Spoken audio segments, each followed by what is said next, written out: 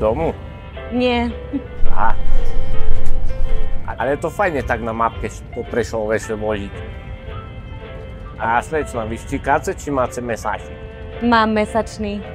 No to perfektne, nie? Za 32 eur na mesiac, hej. To ja za 4 dní na motoru spalím, keď neskore, hej.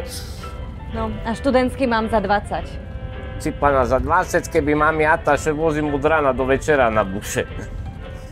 A toto, že dochodcové i smarkače majú za euro na celý rok, to je poráži. To, že by sme už takto do dochodku išli, ne? A nie ste lačná?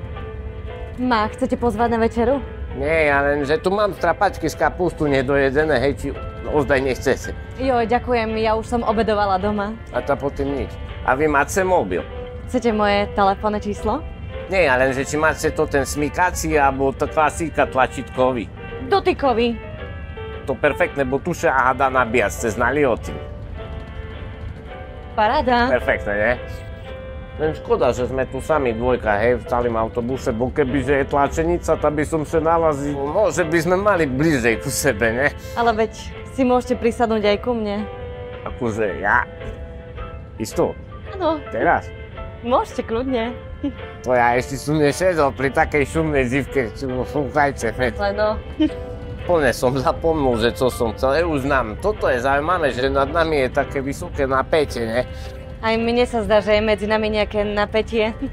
Ale ne, však my ideme na trolejbuse, tá nad nami je, ja neznám keľovolty, hej, toto je výborné, že to je ekologické vloženie, hej. A čo sa týka parkovania, netreba hľadať meso, hej, ani platiť za ňoho, hej. A nedaj Bože, že oškrece lak na motoru, keď parkujete. A to ja, ale to vy ženy, hej, vy to máte ešte oveľa češie to parkovanie. A vy máte priateľa? Nie, nemám. To sme na tým podobne, hej, ale treba na buše častejšie chodiť, isto sebe dajakého nájdete, hej, bo sú na scé, hej, takže nevidím v tom problém. Moje meno nechcete vedieť? To ja som glúpy, slečna, hej, ale na mena som totálne glúpy, to mi pojďce a do sekundy zapomneme, takže zbytočne, hej. A tu tak aj vystupujem, no taše majce šumne, hej, tešilo ma.